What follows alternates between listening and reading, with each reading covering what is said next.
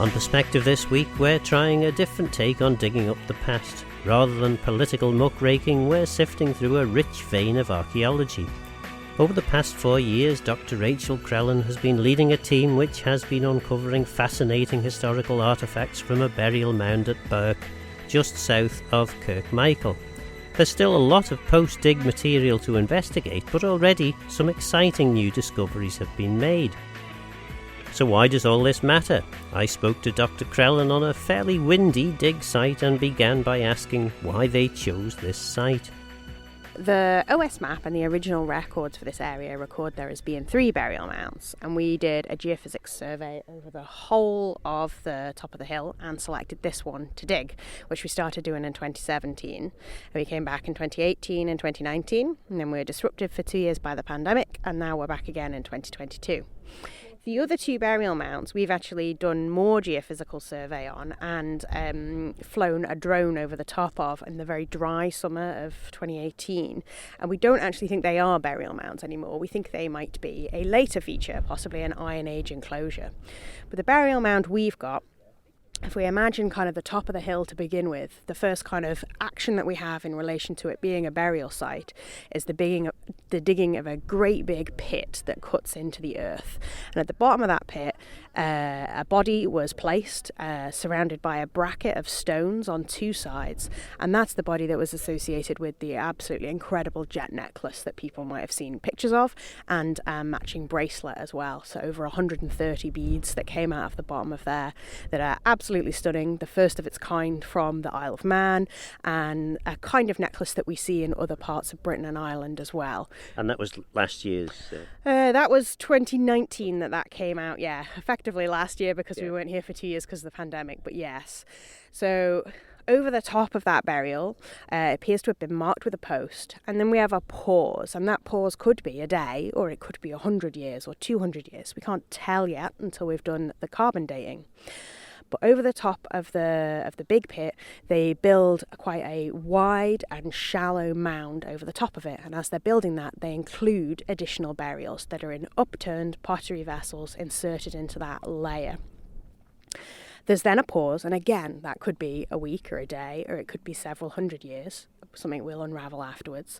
And they then add another layer to the mound, making it taller and thicker in the middle. And as that layer is added in, yet more burials are inserted into the mound. Then, around the edge of that, they add a ring of rubbly cairn material. So the cairn doesn't cover the whole thing, it just kind of goes around the edge like a donut.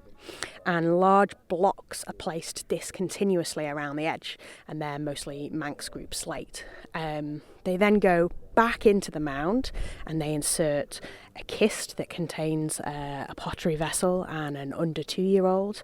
They inserted a much bigger kist that also contained cremated remains, and they dug additional pottery vessels into the mound and additional burials, and some that just went into small pits. And at the minute we have a minimum of 11 people were cremated and placed at the site, and in addition our initial burial that has a skeleton that has an inhumation associated with it. Below all of that, we've actually also got evidence of late Neolithic activity, so before the Bronze Age. And in the Isle of Man, the late Neolithic's a bit different than what we see elsewhere in Britain and Ireland. We refer to it as the Ronaldsway period, named after the site at the airport. And we've increasingly, in the last couple of days, as we're finishing off the dig, we're finding underneath the mound Ronaldsway pottery and other bits of evidence, flints and charcoal. So it was a site that was in use over a great span of years, as it turns out, which is really exciting. And what's different about the Isle of Man compared with everywhere else? In the Ronaldsway Late Neolithic, they have a different kind of pottery than what goes on elsewhere. They make these kind of very big, thick vessels that are quite baggy in shape and are often buried in the ground up to their necks, almost like a kind of a container within the earth. In addition, they have a different kind of flint toolkit. They include these things we call humpback scrapers that you only really get on the Isle of Man, and they do something quite different to their axes as well. They roughen the butts of them and often cut them short, so they're referred to as roughened truncated butt axes, and those are again only primarily found on the Isle of Man. There are a couple from other places around the Irish Sea, but they are a Manx phenomenon. And the sad thing for those of us who like to know about these sorts of things is all you've really got is what you've just been describing. You can't actually tell what these people were. How, you know a bit from what you've dug, but you can't really say they were. They believed in such and such, they did such and such. It's a lot of it is speculation, and that's not a route that archaeologists like to go too far down. I actually think there's quite a lot of things that we can tell. We can tell that it was appropriate to do different things to different people's bodies when they died. We can see that cremation was a really important process for them. We can understand that they have clear beliefs about what should happen to bodies and people. So there is lots we can know. Yes, archaeologists don't like speculation, and there will always be things that we can't know. But I think the kind of story coming out of this site is an incredibly rich one. And in terms of what you're finding at the moment, how significant is all of this? I think it's really significant. So this is the first Bronze Age burial mound from the Isle of Man that's been excavated using modern techniques. Antiquarians excavated loads of these, and they'd basically jolly up on a Sunday, put a hole in the middle, find something and go to a second mound before they had their lunch. Here we've spent a really long time, we've used modern scientific techniques, we excavated the whole mound almost, and that has changed our picture. We know that there's a minimum of 12 people that were buried at this site now, which is a completely different picture than what we had before. And then the jet necklace is significant on a British and Irish scale as well as a Manx scale, so I think that's really exciting. And that we've also then got this kind of late Neolithic activity trapped underneath, again, really adds to the importance of this and what it's going to be able to help us learn and understand about the Neolithic and the Bronze Age in the Isle of Man over the coming years as we complete the afterwork that goes on, what we call a post-excavation analysis. And the big pot that you found. Tell us about the big pot. We've got several big pots actually. We've taken 2 out this year. They're both upturned vessels, both decorated, one very elaborately decorated. We refer to that one as an encrusted urn, one less elaborately decorated, and they're both upturned over cremation deposits. And they were lifted as kind of whole as they could be, and they've gone to the Manx Museum already, where they will eventually be very slowly excavated by myself and the osteologist, and we'll unpick their story and the person or people who are buried within them in more controlled conditions. So they're really exciting and beautiful vessels. They're quite crushed because they've been in the earth for 4,000 years, but they're really beautiful and fascinating. And so far, is there anything you can tell about these vessels that interest you particularly? They tie into broader patterns of what we see in Britain and Ireland. Encrusted urns are more common in Ireland than they are in other parts of Britain, and that speaks to kind of connections in that direction at this time. And they're what we would expect for this period, but they are quite stunning. There's only kind of 2 other ones in a similar condition to the very beautiful encrusted urn from the Isle of Man, so that's quite exciting for us. And in terms of all the work that you've been doing, I suppose the first question, are you coming back? We will be back to do post-excavation work. So we are going to close up the site on Friday, which will be quite a interesting day, quite emotional, I think, having spent so much time up here. But there will be lots and lots of work to do on all the things that we found, and that will be the next stage of things. So we'll be back working away in the basement of the museum, and no doubt giving talks and sharing what we've learned with people over the coming years. And I suppose you mentioned closing up. When would be the last time it was opened, would you say? I mean, can you give a rough estimate of that? The sense of the first activity at the site is maybe around 2000 BC, so about 4,000 years ago in terms of the burial mound. But the Ronald's Way evidence that we're finding below suggests that people were up here at 3000 BC, so 5,000 years ago, on the side of this hill, looking out and seeing Ireland and Scotland on the horizon, just like we do today. So it must be quite something to have found these things that haven't been touched effectively for 5,000 years. That is the absolute magic of archaeology, right? That kind of sense of seeing something that nobody has seen for that time. I think the day when we came down onto the burial deposit in the bottom of the pit, the first one that went in, associated with the beautiful necklace, and we realised the kind of scale of nobody has seen this beautiful object for 4,000 years, and some people who really cared about this individual gave them this elaborate burial with this beautiful item, and thinking about the kind of emotion of that. Handling human remains is always quite an emotional experience in many ways, as you think about that person and their life and the people who took the time to bury them and treat them in particular kinds of ways. And that is how it should be. You should be thinking about that in a really respectful way, and that is a very kind of human moment. And we've had a lot of very human moments as we've seen these fragments of life from 4,000 years ago on the top of this hill and interacted with them for the first time in thousands of years. And in terms of significance, I suppose the significance internationally, but also significance for the Isle of Man, how would you rate this site? I mean, obviously it's your site, so you're going to be a bit biased. Well, I think what I should tell you is that when we started excavating this, we picked it because it was relatively low lying, and we weren't sure whether it's not scheduled. We didn't think it would be a mind-blowing site, and it has been a mind-blowing site. I have read every excavation report for the Bronze Age on the Isle of Man and the late Neolithic, and I didn't think we would find anything as amazing as we found here.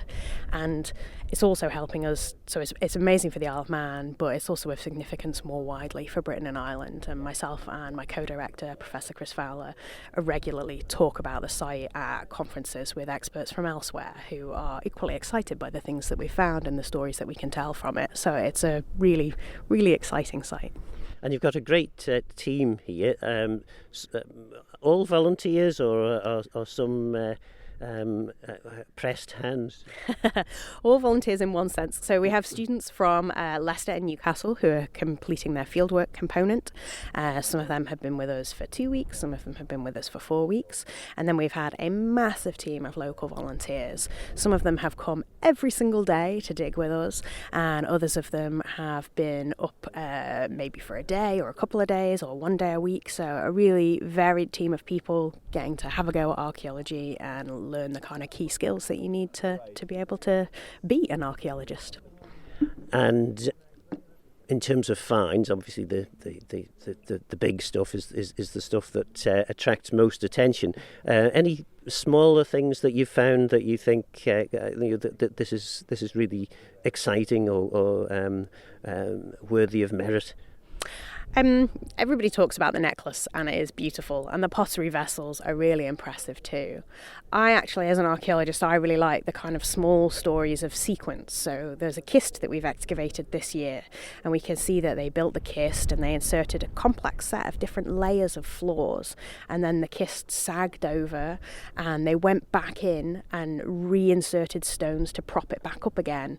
And maybe that was 5 years after they built it, or maybe it was 100 years, and they're going back and rearranging the stones in this kist. So it's not a find in that sense of an object, but it's a story about people returning to this place and rethinking what's going on here and reshaping the structures that they've built within the mound. I really like that small detail that there's a little stone that they'd at the end of the kist had fallen in, and somebody had gone in with this stone and propped it underneath to hold the sides of the kist up. I really like that tiny moment that you can see somebody fixing something almost 4,000 years ago.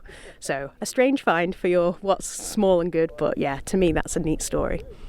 The whole project was designed with Manx National Heritage, and they are the major funder for it, and their kind of support and their desire to learn things about the site has helped drive and shape the project. And that's been really amazing to know that it's going to have a legacy for the Isle of Man in terms of how they think about and protect this kind of site, and how they're going to have all the finds, and eventually things will be on display, and that's really important to us too. And of course, as you say, it wasn't a scheduled monument, so presumably no one's actually dug this before. No, that's why we selected this site, because it hadn't been dug before at all. So it's a really exciting opportunity in that sense, because antiquarians have dug into so many of them. So the bottom of the trench is currently a kind of sandy ginger layer, and that's a natural. And into that we've got late Neolithic features are cut. We then come up and you can see on top of that there's a big, thick, dark layer. And that was the soil level when the construction of the mound first began. The giant pit containing the necklace is cut into that. Above that we get different layers that you can see, different colours in the soil. They have different textures and compositions. that are built up over the top of it that form the mound. And on top of that, in the areas where the cairn is, you also have the rubbly material over the top of it, which we can see in the side of the trench walls there coming around. So it's not huge, really, is it, in terms of the depth or the height to which it's been built up? There's been erosion processes that have gone on that have made it shallower than it is. So it's on top of a hill, and the nature of the hill itself means that lots of material has been dragged down and off it over time, and we know that erosion has gone on that has reduced the height of some of what we can see. The pit itself was actually containing the jet necklace was very deep, over a metre in depth. From the surface, so a really kind of significant hole. What we've got out this year isn't too deep, which is useful. Yes, I suppose that's handy. Yeah, and there's still quite a lot that's not excavated. Is that because you've not found anything from the surveys you've done, or is that just to leave it for future? Actually, most of it is excavated, so you can't see that we've had other trenches open that aren't open this year, and they've been backfilled. There are small slithers of ground that has been left unexcavated between things, and those bits allow us to understand the vertical sequence of the sites. They're really important to us. Some of them are going to be taken out before Friday, but actually some of them are going to stay there. So I was very lucky a few years back to work on sites that had been excavated by Gerhard Berk during the World War, and what I went back for at those sites was to literally find the upstanding archaeology that he'd left in order to get out material that we could apply modern techniques like radiocarbon dating to. So leaving our tiny bits of things, which is probably less than 5% of the mound that's left at this point, will allow some future archaeologists, should they want to go and rethink all the work that Chris and I have done here. Excellent. And So what was found in this particular bit? Anything particular of interest? This trench that we're looking over right now has just kind of shown us the general sequence of the mound. Our other trench over here, we've had 2 upright pottery vessels out of, a cremation that was inserted in the mound, and a kist. So lots of kind of significant bits and pieces in there to keep us interested. That was Dr Rachel Crellin, the dig director, at a very blustery site. Dot Saunders was helping out on the dig, so I asked her what her role as a volunteer includes. I've been doing all sorts actually this time. This is the 3rd season I've been here, and I've been doing plenty of troweling and shifting of earth, wheelbarrows, lifting heavy wheelbarrows. I've been doing some really fine work, excavating bits of cremated bone where I had to use like a cocktail stick to ferret round for things. I've been doing lots of drawing this year, which I haven't done much of before, which has been interesting, doing plans and section drawings. And today I'm concentrating on context sheets, which is something which was new to me yesterday, which is getting the fine details of the context, the actual soil that you're digging through and what's in it and what it looks like and what colour it is and all sorts of things like that. So I've had a huge range of experience this time of parts of archaeology that I hadn't really done before. And you are a volunteer, you're not a trained archaeologist, but you do have an interest. Absolutely, yes. I did a fair bit of archaeology when I was a student and when I was at school. And I studied archaeology as part of my degree, and then never picked up a trowel for 40 years. And then when this appeared so close to where I live, it was like a gift from heaven, and I'm back in the archaeological world in a way that I never thought I would be again, and it's fabulous. I love it, every minute of it. And it's been a pretty good week, or 2 weeks. Is it 2 weeks you've been doing it? Three now, just over 3. The weather's not. We rained off 2 days, which was a bit miserable. But the rest of the time it's been mostly dry. Bit windy. When it's very windy up here, all the earth gets very dry and you get wind blowing in your face, blowing the sand in your face, which isn't much fun. But good conditions on the whole. Yeah. And I mean, is today's windiness just kind of normal background wind for Kirk Michael? Yeah, it is. It's often windier than this. Yeah. And what's the most exciting thing that you've actually found? The most exciting thing I found, I think it's probably the cremated bone, because you're actually handling something that was potentially part of a human being from thousands of years ago, and it's I think in a way we're quite privileged to be able to do that. Yes, certainly. When I was talking to Rachel earlier, she's suggesting that it's at least 4,000 years since anyone has been able to access this site. Yeah, it's quite incredible that you're touching things that haven't been touched for that length of time, and that some human being touched bits of flint that they were napping to create something wonderful. I've only ever found the edge bits that the people threw away. I've never found something wonderful that they made out of flint. But we've had a couple of an arrowhead and some scrapers that other people have found. So, yeah.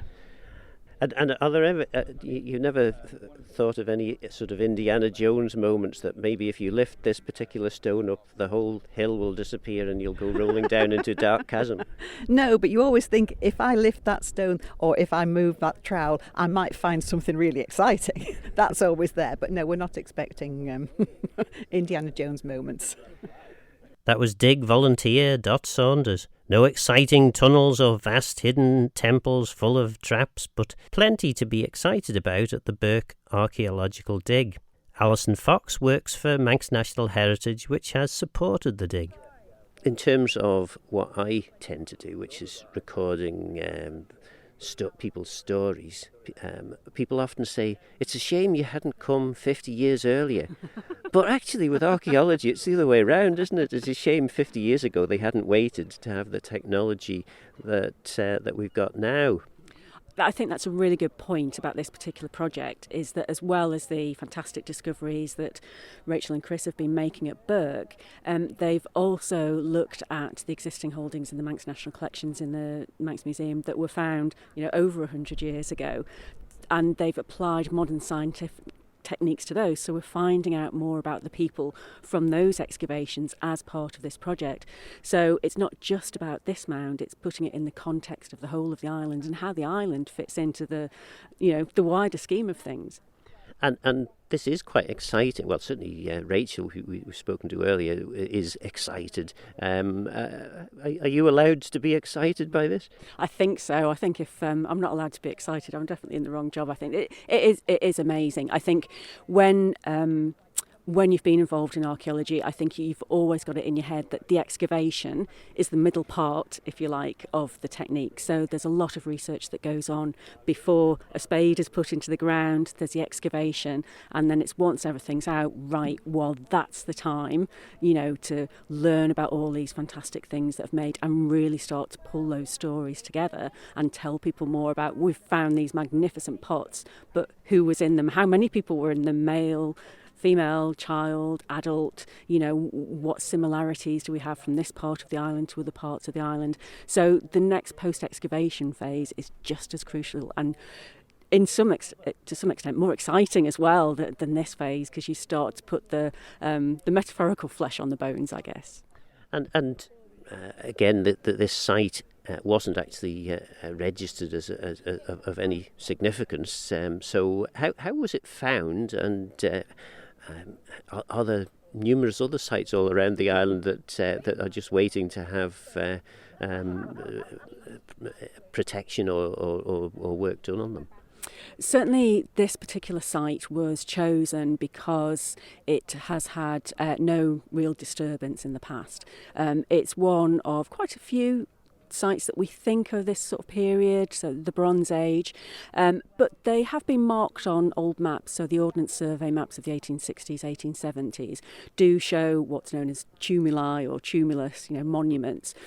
So it's always been known that there's something here, but not really the true nature of it. So, as well as finding out the story of the people of the mound, it's also learning more about the archaeology that we've got. We've got the big obvious monuments that people are more familiar with, but there's so many more out there that are recorded, that are on the old maps. So it's just trying to, again, pull all those threads together, which is something that this project will help us do for this particular period of the island's prehistory.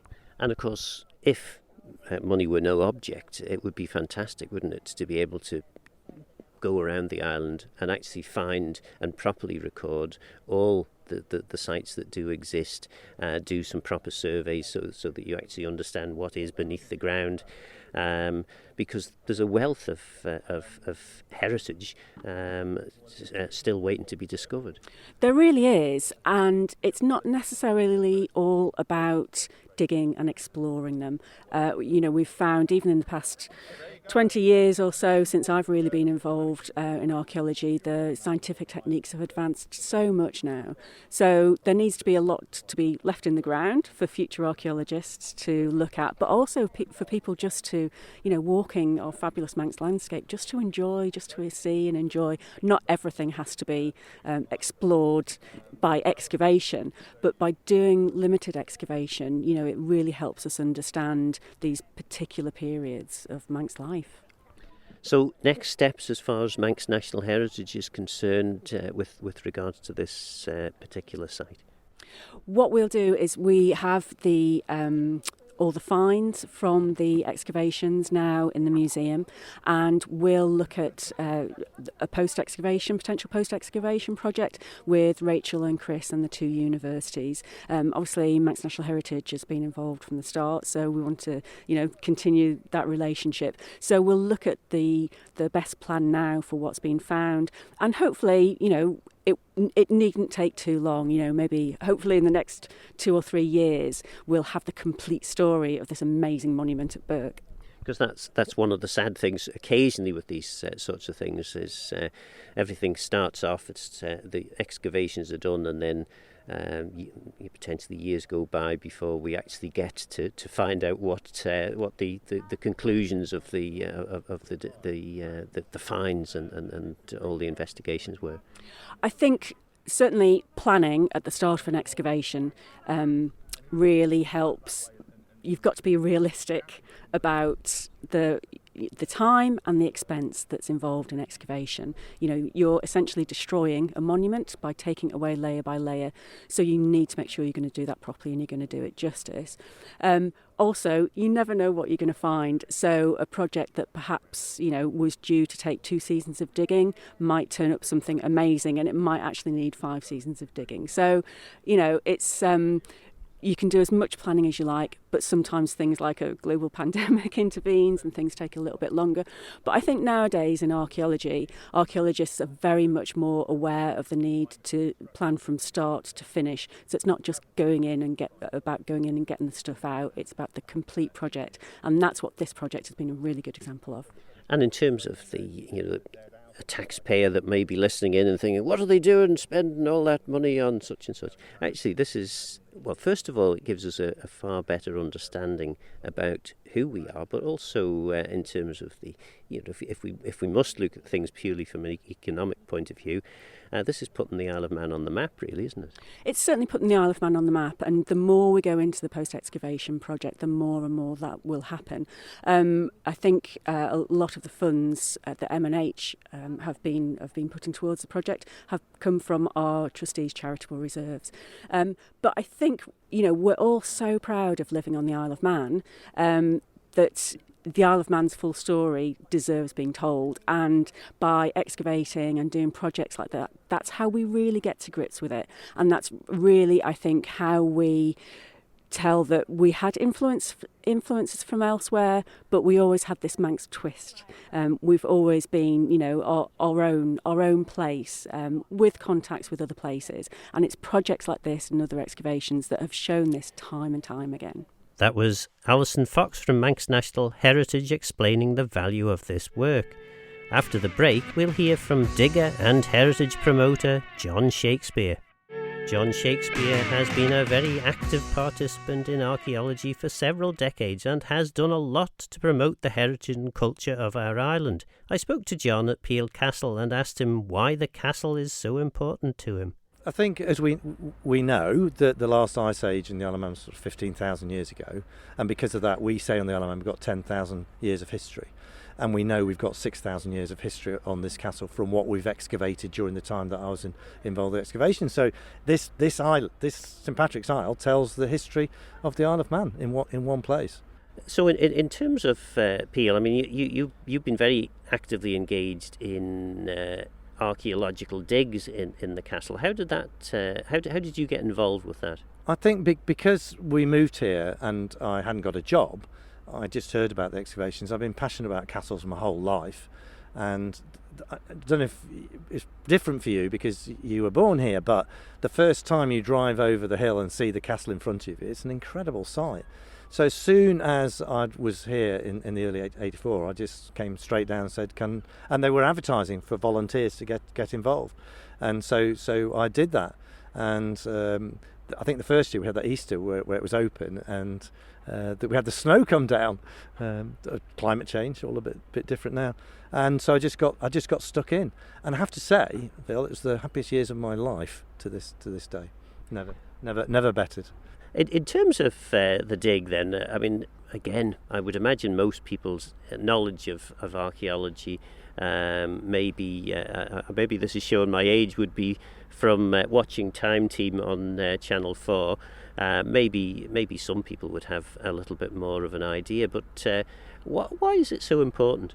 At the time, the Peel Castle excavations, there'd been talk. I've got a photograph here of what the photographs don't work that well on radio. I'm going to try and describe it because it's important. If you look at it, it's the Building Fund news from July the 4th, 1879. So there's always been plans to restore the cathedral to its greatness.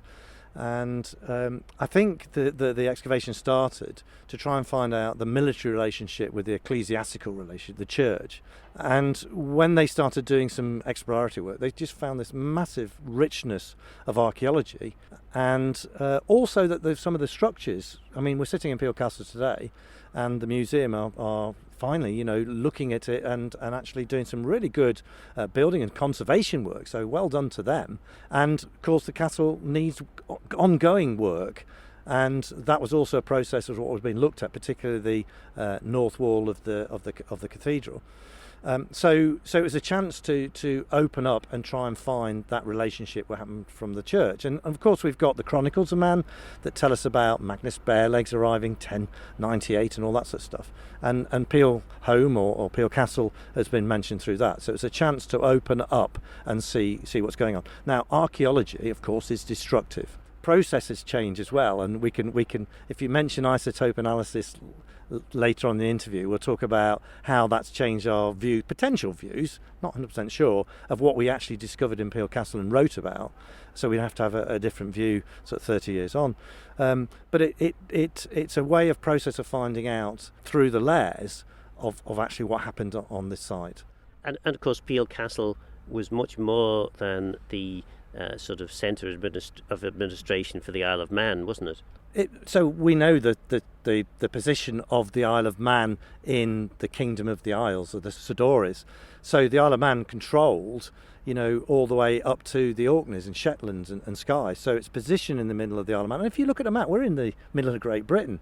But those sea routes were critically important. I think that's the other thing. So I'm part of the Vikings organisation, not just the Vikings of Man. And they tell us we can't wear turtle brooches. But of course, now what have we gone and done last year? Found turtle brooches, Viking turtle brooches. So female dress attire. So you always try and go for authenticity.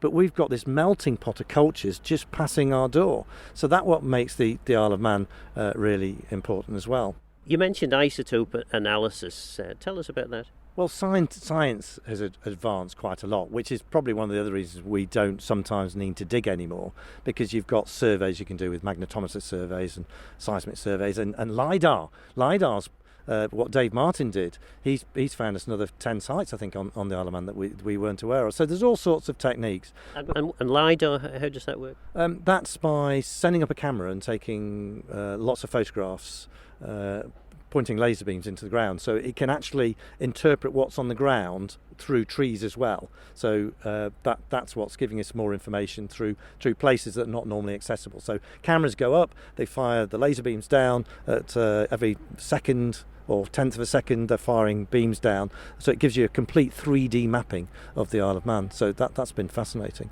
So scientific techniques. I started my archaeology in a place called Repton in Derbyshire. So I happened to be at school at Repton Public School, and there someone called Martin Biddle excavated the Winter Army. And there was a discord in slightly off kilter, but I'll explain why. There was a discord in the Viking graves that he found graves that he thought were older because they'd been put in the grave. And his concept was that the Viking warrior that died had dug up other graves in the Christian graveyard, put them with the Viking warrior to go to Valhalla. What we know now through luminescence, or a different sort of archaeological process, is that some of the bones that he thought were put in the grave were difference in carbon-14 dating because of their effect on the salt, and we've only just worked that out now. So they were contemporary, they weren't different. So here, particularly Peel Castle is famous for what we call the pagan lady. And when she came out the ground, she was in a Christian cemetery, Christian alignment, but full of Viking, what we call grave goods, which included a cooking spit, cloth cutting shears, goose feathers, some material, a pestle and mortar. But of course, the most spectacular thing of all was her necklace made up of 73 glass, gem, amber and jet beads. So we postularised what this could mean. We're fairly sure from the dating that we did back in the 80s or early 90s that the grave was buried around 950 at a time when the Vikings were converting to Christianity on the Isle of Man. So we kind of thought about the process, and was it a Viking warrior coming in and perhaps intermarrying with a local nobility, that way ensuring the dynasty goes ahead, with a cord, that the items in the grave, the cooking spit was domestic, the cloth cutting shears, domestic, the pestle and mortar, domestic, all these domestic things, because we know she had osteomalacia, which is rickets. So we assume that she'd been giving birth to children, which gives you osteomalacia. The fact that we're close to the sea, she would have had her pick of vitamin C and D with fish. But a number of years ago, the museum sent off away some bones to be analysed with this new process. It's isotope analysis like advanced form of DNA, and she's not from the Isle of Man. So we started thinking, and the great thing about Wikipedia and Google and all that sort of stuff, you can share your processes, and people often come and analyse the finds in the museum. And someone called Price, it's working in Uppsala in Sweden, which is the main ceremonial area of the Vikings. He says that's not a cooking spit, that's a sayer's wand, and that what you've got in Peel Castle is a wise woman. So everything that in the grave points to her being this sayer from the Scandinavian times. You know what I mean? So in the period since we've dug, things change and techniques change, which is why archaeologists, you'll see that she always left a section of trench, so that if anyone coming back at a later date can actually go back and examine our techniques to find out, if we did it right. I'm a digger, Phil. I like to dig. Some people like to do yoga and some people like to do this and that, but I like to get down on my knees, and it's so therapeutic. And to create a fantastic context, and expose. And particularly, we're still sitting in Peel Castle, that sometimes every scrape was 100 years. So, a multi-period site like this, where you're going through the medieval, the Viking, the early Christian, and then into the Iron Age, and then into the Neolithic potentially. It's so exciting. And of course, what you're doing, and Dr Rachel Crellin, who came over, she was very inspirational, as was David Freak, the director of the excavations here. And you go down in a trench, you're with maybe 5 other people in a line, and you're sitting and you're talking. And you're talking about what you're finding, you're thinking about how it goes back. So that's the start of the community. You get up and then you have lunch. This site here was famous for its piccalilli sandwiches, because what we did, one thing we haven't got on the Isle of Man is an archaeological degree course. We have no university doing that. So as you know, it was Leicester and Newcastle that came over to do Berk, but here it was Liverpool University. And here's a bit of a dichotomy, because some archaeological students don't particularly like getting their fingernails dirty. So sometimes if it was a bit wet, there would be a bit of a whinge. Do we have to start at 9? And then they want to finish early. So here on Peel, to raise money, which we were very short of at the time, we started a travel agency, and what we did is we advertised archaeological digs where people could pay to learn to dig. So they paid £600 a week to come to this incredible site under David Freak's direction, and we taught them archaeology. And of course those people then wanted to come start at 8 and finish at 6, and that was a way of doing it. So in terms of Peel Castle, we had this huge following, and of course it attracted people. It was very exciting. Just go back to the dig and I can show you pictures of Princess Margaret. Remember that our patron was the Magnus Magnusson. Crown Prince of Japan came. So all these people, it had that power to attract those people, and we taught them about the history and of Peel Castle and the Isle of Man at that point. And so that's a huge benefit to publicising the Isle of Man. And some of our students went off and some went on to time team. Do you know what I mean? The other thing about the Isle of Man, and we've had a long chat before this interview about politics, is that's one of the things that happened. And there was a significant change from the government property trustees to MNH. And these things happen, and you've got to accept them. But the process of having an archaeological school here never materialised. But the excitement of digs, it inspires people's imaginations. And we started a travel agency, and that's how I got into that business. We had a fund. We got fantastic sponsorship from local companies, and we had some money, and the idea was we were going to re-roof the gatehouse and change the entrance, and also put some portal frames up in what we call the Derby apartments, which are north of, because we've archaeologically cleaned them, to give some sort of idea of what was going on here. Certain people have certain ideas. I think Stephen Harrison, our last one of the previous directors, he wanted to put a cap on the castle. My feeling is this castle's been used for, we know of, 6,000 years. Why can't it keep being used by the people? We don't want to ruin it, but let's make it more accessible. Unfortunately, during COVID, we look around and it's been really harmed by rabbits. Do you know what I mean? But as I say, well done, Connie, for starting the process of actually restoring the castle. So let's hope that happens. And don't forget, Phil, just behind us, a very small area was excavated, and we did a few trial trenches, and anywhere we put a trench down we found burials. That's not saying we need any more information on the burials, because we excavated over 200 here, but this site is it's a jewel in the Isle of Man's crown, and I'm sure there's other investigations and work that could go on in the castle. And what Rachel was doing is excellent. And I know places like St Michael's Isle, that would be a wonderful target. And I follow magazines and other archaeological teams, and there's something called Dig Ventures, which publicly fund excavation. And so there are opportunities out there for the Isle of Man to be showcased. I mean, as Rachel will tell you, how many Bronze Age burial mounds have we excavated properly? Very, very few. And we've got, is it 190? Over 190? Of course, what Rachel was also saying was this was the entertainment for Victorian gentlemen. They would go out and dig a site on a Sunday afternoon, or probably a Saturday afternoon, and find, they were only looking for the exciting things like fancy knives or brooches or jewellery, and all the other stuff which now can tell us so much more about the site, was largely discarded. Interestingly, literally 20 yards from where we are was an Iron Age roundhouse, which turned out to be a grain store that had been fiercely burnt to the ground. So the carbon layer underneath was actually quite good. So the mush was analysed, and David got a phone call one day and said, "You found something really, really special." And he said, "What's that?" And he said, "You found in the mush, you found a flea."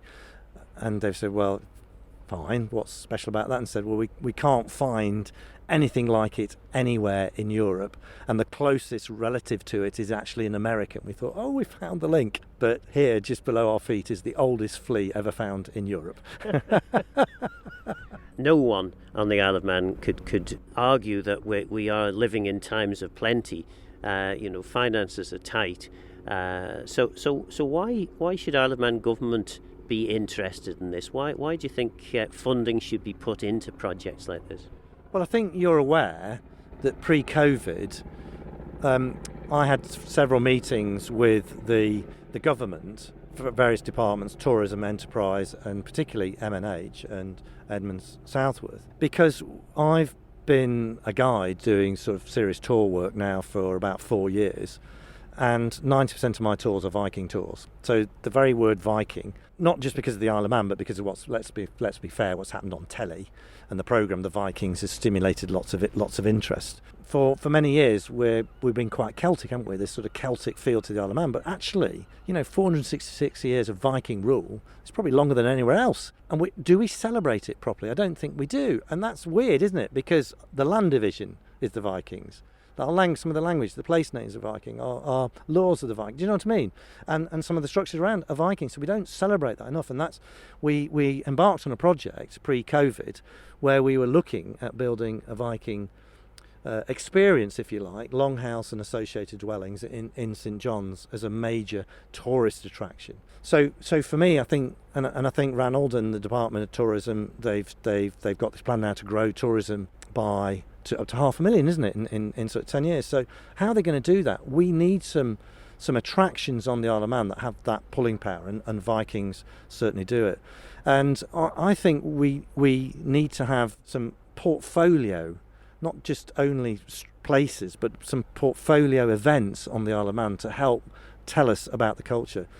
I do these things called Volden and Howner and some of these fire festivals. It's frankly sometimes quite difficult to get support. Culture Van are been amazing. Do you know what I mean? I've had lots of help, and I've got a little bit of money from the TED, but we need to sort of invest in these projects now and focus more on tourism. And archaeology, actually, we're sitting here talking about archaeology, is one of those things that can be done. And look at our castles. I always feel that Castle Rushen, centrally heated 365 days a year, and okay if they've got to do conservation work, but why isn't it open 365 days?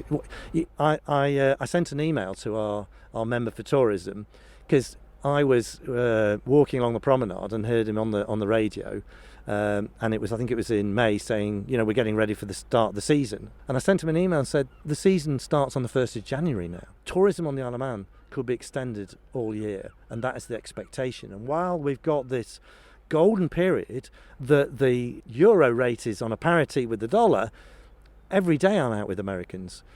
Let's market the Isle of Man as a year-round destination. Let's open up some of these sites. We've got Milltown, we've got all these amazing places. We've got Tynwald, which is interesting in its own right. We could do that, and I think we were debating that Alf's strategy at the moment is working, and good luck to you, Alf. But trying to pass it on to private enterprise, maybe that's a good thing. But let's have some meetings and let's do that and take it forward. But we've got to focus on a few key projects. And I thought the Viking Village had a lot of legs. And good luck to Christian up in Sandygate. But Tynwald, St John's, potential World Heritage Site.